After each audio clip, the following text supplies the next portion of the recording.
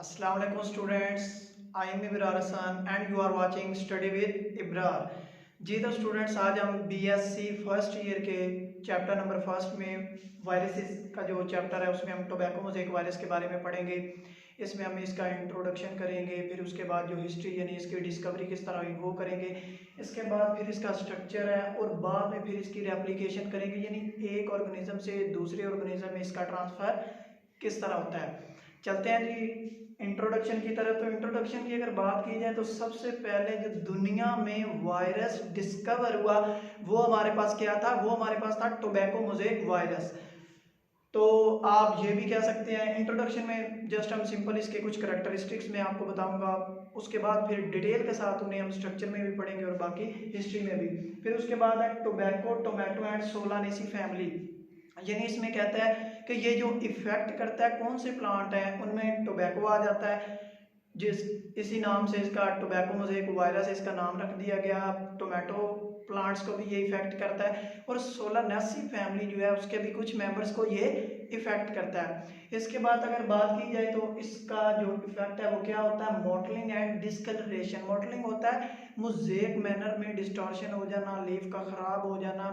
इसके बाद डिस्कलरेशन में देखा जाए तो डिस्कलरेशन में ये होता है कि जो उसका लीफ का कलर होता है वो क्या हो जाता है, वो चेंज हो जाता है, जो लीफ का कलर होता है।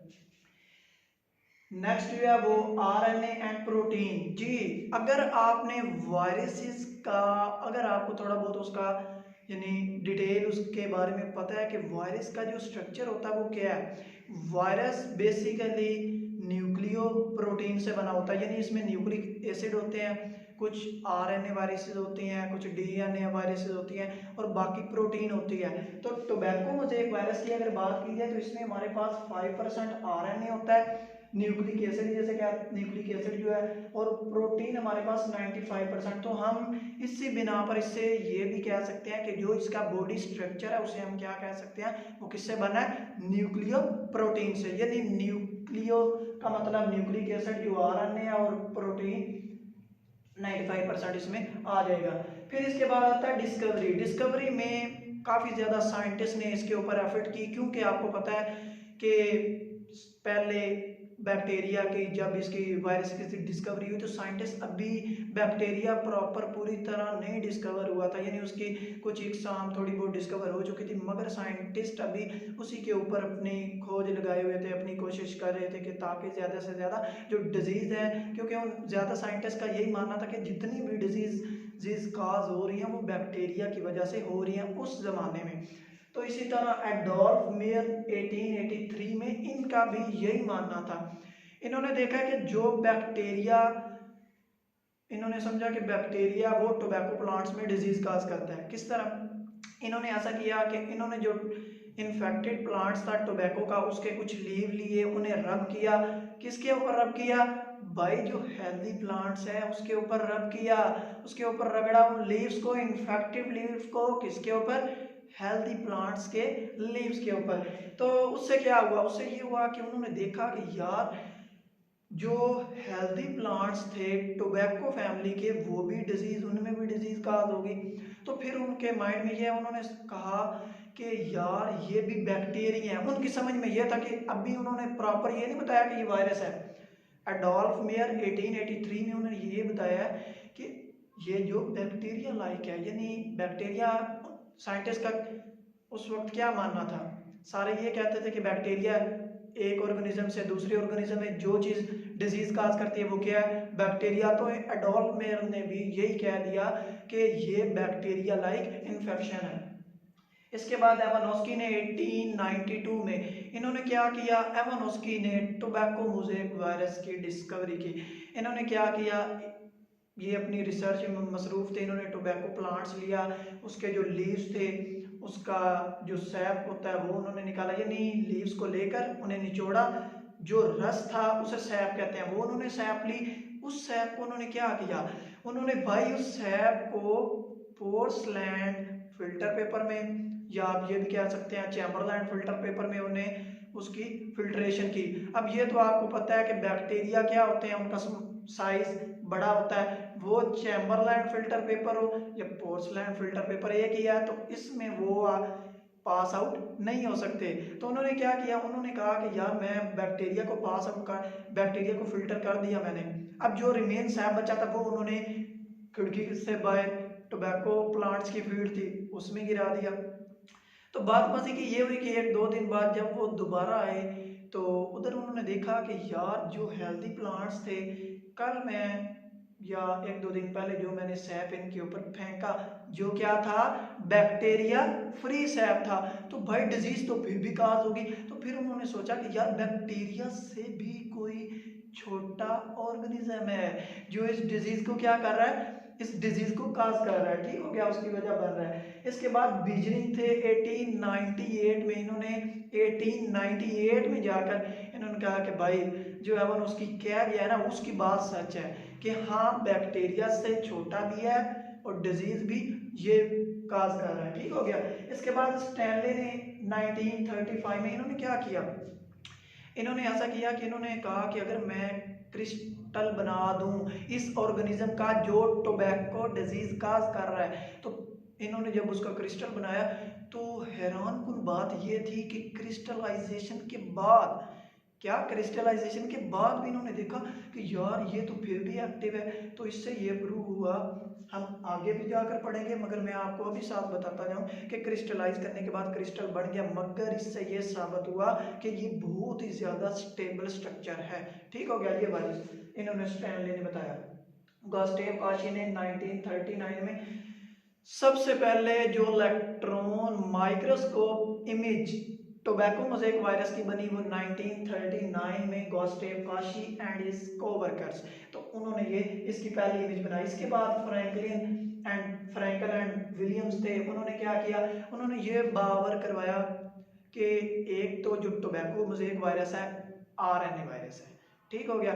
दूसरा कैप्सिड है, कैप्सिड क्या मतलब, कैप्सिड का मतलब है कि जो प्रोटीन कोट है, प्रोटीन कोड जो है ना, यानी टोबैको मोज़ेक वायरस का जो स्ट्रक्चर है वो आगे मैं आपको उधर ज़्यादा डिटेल में बताऊंगा, अभी जस्ट आप सिर्फ कैप्सिड प्रोटीन कोड समझे। आगे फिर स्टेबल स्ट्रक्चर, अब देखें स्टेबल स्ट्रक्चर में ऊपर भी बात कर रहा था कि इसका जो स्ट्रक्चर है वो बहुत ज़्यादा स्टेबल है। अब ये देखें 93 सेंटीडिग्री ग्रेड तक ये सर्वाइव कर सकता है टोबैको मोज़ेक वायरस। तो देखें अब ये स्टेबल भी हुआ, फंक्शनल भी हुआ। तो इसके बाद फिर रोजालिंड फ्रैंकलिन थी, इन्होंने लेडी थी, इन्होंने क्या किया, इन्होंने एक तो टोबैको मोज़ेक वायरस का मॉडल बनाया। अब इन्होंने टोबैको मोज़ेक वायरस का जब मॉडल बनाया ना तो इन्होंने बातें हमें बताई।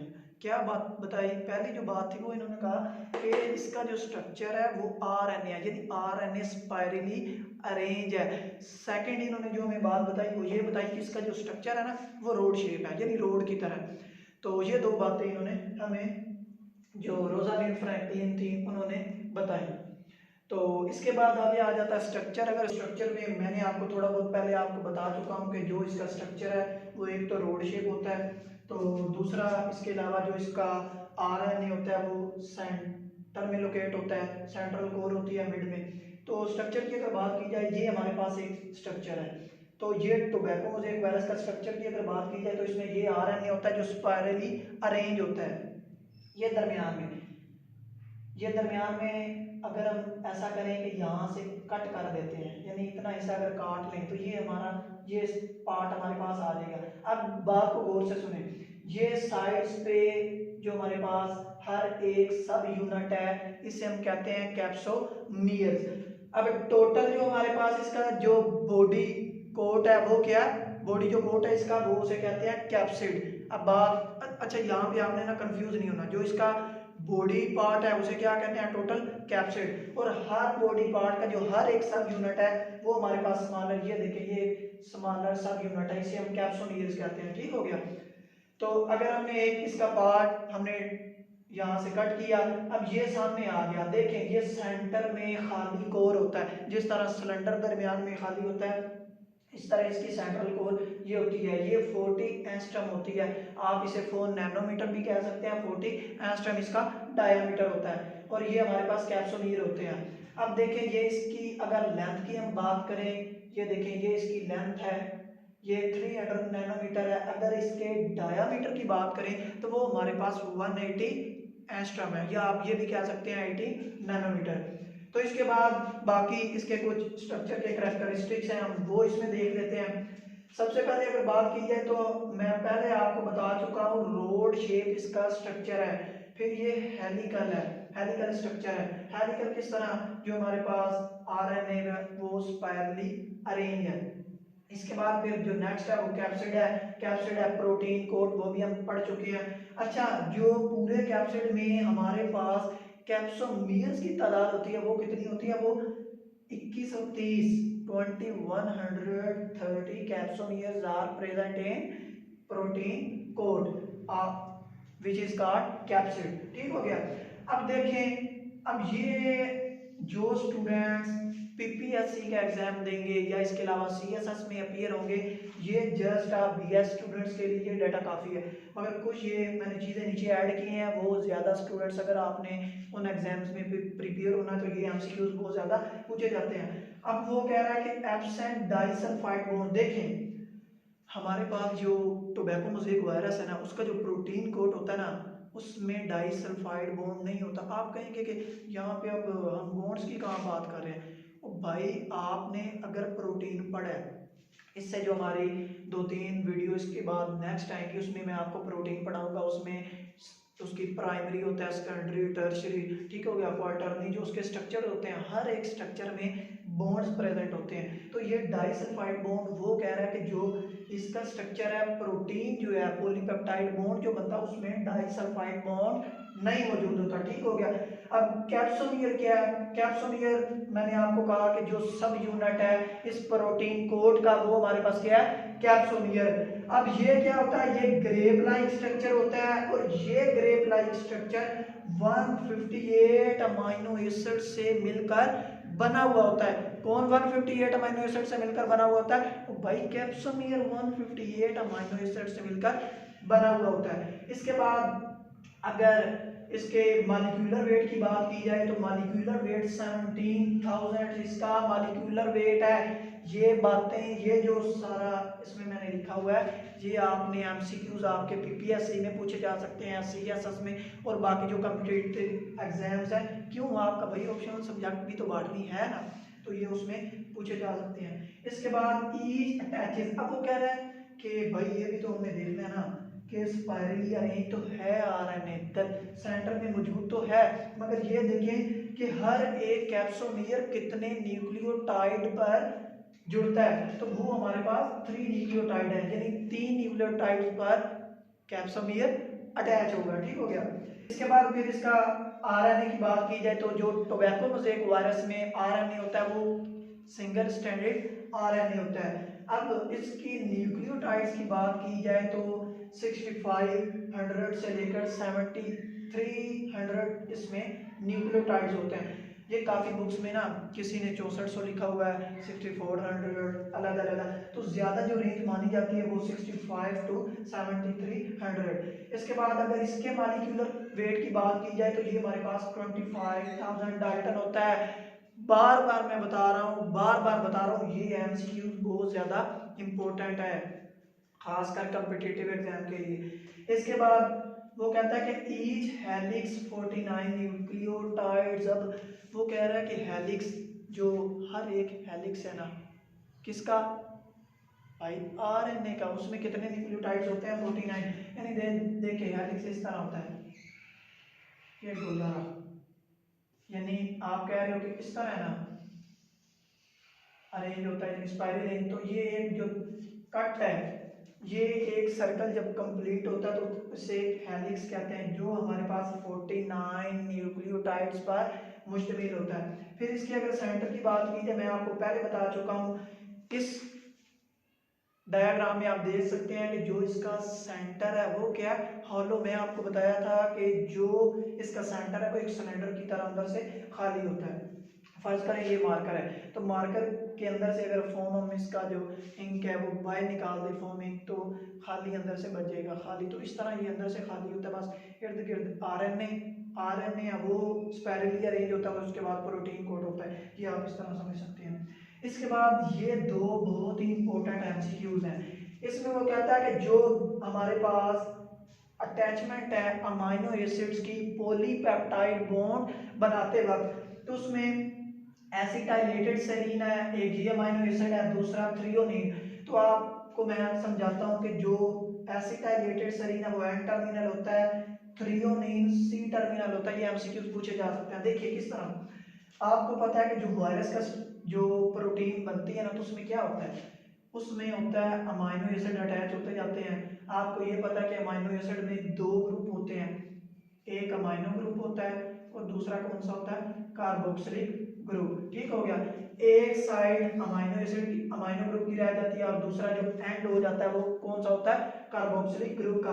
तो वो इसमें ये बात कर रहा है कि एक एंड पे हमारे पास जो एन टर्मिनल है वो हमारे पास जो अमाइनो एसिड होगा वो एसिटाइलेटेड सेरीन होगा, और जो हमारे पास सी टर्मिनल पे होगा वो हमारे पास थ्रियोनीन होगा। तो ये इसमें इसके स्ट्रक्चर की कुछ इसमें बातें थी, ज़्यादा इसमें पीपीएससी में एमसीक्यूज आ सकते हैं, वो मैंने इसमें आपको डिटेल प्रोवाइड कर दिया। इसके बाद फिर इसका आगे रेप्लिकेशन की तरफ हम चलते हैं। रेप्लिकेशन की अगर बात कीजिए तो रेप्लिकेशन में दो वे है। दो वे किस तरह है कि पहला जो वे है वो, उसमें मैं आपको बताता हूँ कि इसकी जो ट्रांसमिशन होती है वो किस तरह होती है।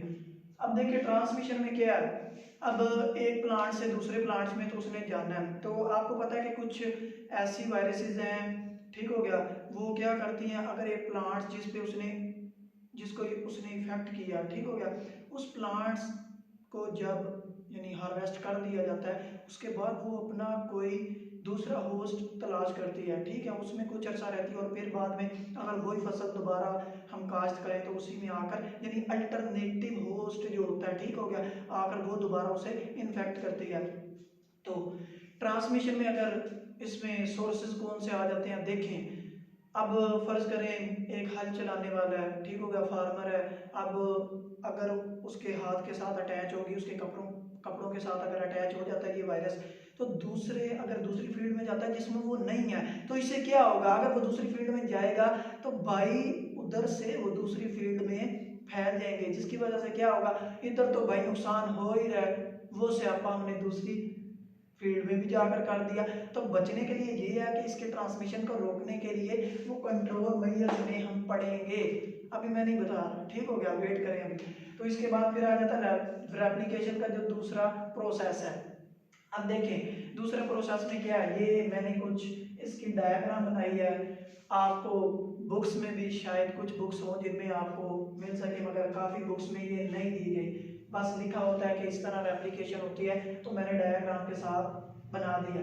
कोशिश करें कि आप अगर पेपर्स में आए तो पेपर्स में ये बजाय बॉक्स बनाने के आप इस तरह सर्कल बना दें, ठीक हो गया, सर्कल बना दें, क्योंकि सेल का आपको पता है स्ट्रक्चर वो है।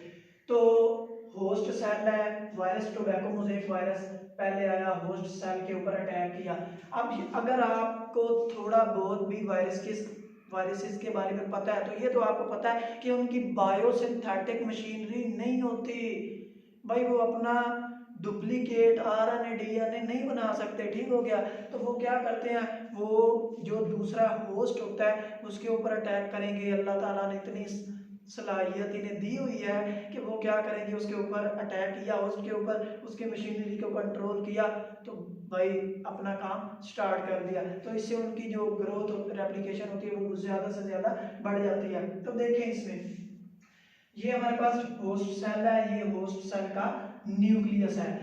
अब ये हमारे पास वायरस है, वायरल कंपोनेंट, अब ये आके अटैच हुआ, एक दूसरा फिर अटैच जब होगा, तो ये भी आपको मैं बात बता दूं कि इसका जो स्ट्रक्चर है टोबैको मोज़ेक वायरस का, ये तो प्रोटीन कोट है ना, ये दरमियान में आरएनए है, आरएनए और कैप्सिड ये एक दूसरे से सेपरेट हो जाते हैं, ठीक हो गया, तो इसमें ये क्या करेगा, डीजेनरेट कैप्सिड, ठीक हो गया, अपने जो कैप्सिड है उसके डीजेनरेशन कर देगा, ठीक हो गया। अब जो इससे नेक्स्ट पॉइंट है उसमें क्या होगा, रेप्लिकेटिव आरएनए उसके न्यूक्लियस में, किसके न्यूक्लियस में, होस्ट के न्यूक्लियस में वो इंटर हो जाएगा, ठीक हो गया। जब इंटर होगा, अब आप यहाँ पे कुछ स्टूडेंट्स कंफ्यूज नहीं होना, पहले पॉइंट में तो ये हो गया ना कि होस्ट सेल में इंटर हो रहा है, दूसरा पॉइंट है आगे उसमें क्या होगा कि डीजेनरेट कैप्सिड कर देगा। अब देखें जो इसका डीजेनरेट कैप्सिड किस तरह डीजेनरेट कैप्सिड करेगा, ये मैंने आपको बताया कि उसका जो प्रोटीन कैप्सिड होगा और जो उसका आरएनए होगा वो सेपरेट हो जाएगी। ठीक हो गया, तो ये इसमें सेपरेशन उनकी हो जाएगी। फिर जो थर्ड है उसमें क्या होगा, उसमें रेप्लिकेटिव आरएनए उसमें यानी जो होस्ट का न्यूक्लियस है उसमें इंटर हो जाएगा और फिर इधर रेप्लिकेशन स्टार्ट कर देगा। अब जब रेप्लिकेशन स्टार्ट होगी तो नेक्स्ट आप ये देखिए न्यू सिंथेसिस आरएनए बन गया। ये आरएनए की फिर उसने कॉपी बना दी, काफी ज्यादा कॉपी जब बनाएगा, फिर जब कॉपी बनाने के बाद उसने भाई प्रोटीन भी तो बनानी है। क्यों प्रोटीन बनानी है भाई, प्रोटीन इसलिए बनानी है कि हमने पीछे पढ़ा है कि टोबैको मोज़ेक जो वायरस है उसके कितने, उसका जो स्ट्रक्चर होता है वो कितने कंपोनेंट में मुश्तमिल होता है, आरएनए एंड प्रोटीन। आरएनए तो भाई बन गया, तो प्रोटीन भी तो भाई बनानी है ना, तो प्रोटीन के लिए राइबोसोम के साथ अटैच होगा, जो पॉलीपेप्टाइड चेन है अमीनो एसिड की वो बनाएगा। ये आरएनए मैसेंजर आरएनए में कन्वर्ट होगा जिसकी वजह से मैसेज राइबोसोम तक पहुंचेगा, अमीनो एसिड पॉलीपेप्टाइड चेन बनाएंगे। ठीक हो गया, अब ये हमारे पास जब पॉलीपेप्टाइड चेन बनेगी तो उसके बाद हमारे पास कैप्सोमीयर हमें मिलेगा। कैप्सोमीयर क्या है, कैप्सोमीयर कैप्सिड का एक सब यूनिट है। तो इसके बाद ये हमारे पास आरएनए बन गया, ये प्रोटीन के जो कैप्सिड है वो सारे जो कैप्सोमीयर है वो बन गया। फिर इससे जो नेक्स्ट पॉइंट है, आरएनए जो है जो न्यूक्लियस है वो तो होस्ट से ये दोनों बाहर आ जाते हैं, यानी दोनों बाहर किस तरह आ गए, आरएनए बाहर आ गया। ये हमारे पास क्या है, ये हमारे पास प्रोटीन कोट है, प्रोटीन कोट के कंपोनेंट है जिन्हें हम क्या कहते हैं, कैप्सोमियर।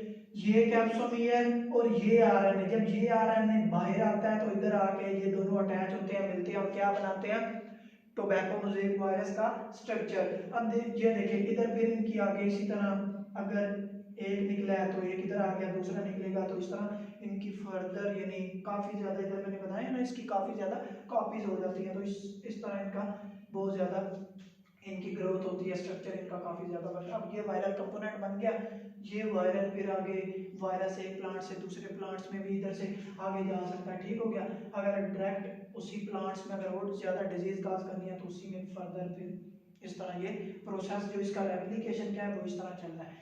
पहले बैठा, मैं दोबारा रिपीट करता हूँ अगर कुछ स्टूडेंट्स को नहीं समझ आ रही। सबसे पहले होस्ट सेल था, उसके ऊपर इसने अटैक किया, इधर आके अपना जो उसका प्रोटीन कैप्सिड है उससे उसने अलग किया। क्यों, आरएनए सेपरेट करने के लिए। आरएनए होस्ट के न्यूक्लियस में गया, रेप्लिकेटिव आरएनए बनाया, ये न्यू आरएनए हमारे पास बन चुके हैं जो किसके हैं, वायरल कंपोनेंट के। इसके बाद फिर जो हमारे पास आरएनए है वो क्या करता है, आरएनए जो हमारे पास है वो मैसेंजर आरएनए में कन्वर्ट होता है। क्यों कन्वर्ट होता है, मैंने बताया है कि वो प्रोटीन बनाने के लिए, प्रोटीन कैप्सिड भी तो हमने बनाना है ना।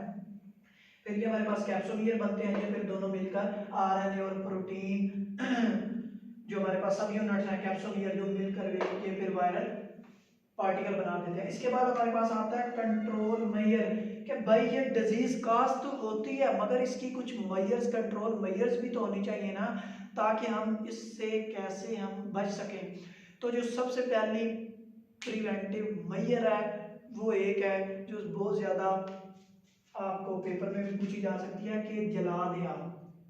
ठीक है, जला दें, क्या करें, बर्न कर दें, किसके जरिए, फायर के जरिए। ठीक हो गया, तो आपने जो आपकी खेती है इससे नुकसान तो होगा, अब जहरी बात है कि नुकसान तो होगा कि आप कहेंगे कि मैं अपनी पूरी फसल को आग लगा दूं, तो भाई अभी आप अगर आपका थोड़ा इन्फेक्टेड एरिया तो उसी आग लगा दें, ताकि जो आपकी बाकी है, अगर आपकी नहीं तो आपके जो इर्द गिर्द है उनका नुकसान ना हो, तो ये आप इसे बर्निंग कर सकते हैं।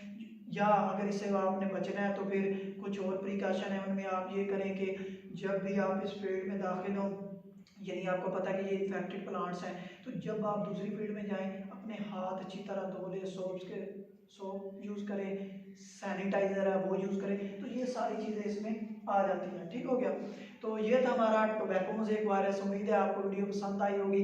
अगर आपको वीडियो पसंद आई है तो सब्सक्राइब के बटन को दबाते जाइए। तो नेक्स्ट वीडियो में इंशाल्लाह मिलते हैं। ओके जी, टेक केयर, अल्लाह हाफिज़।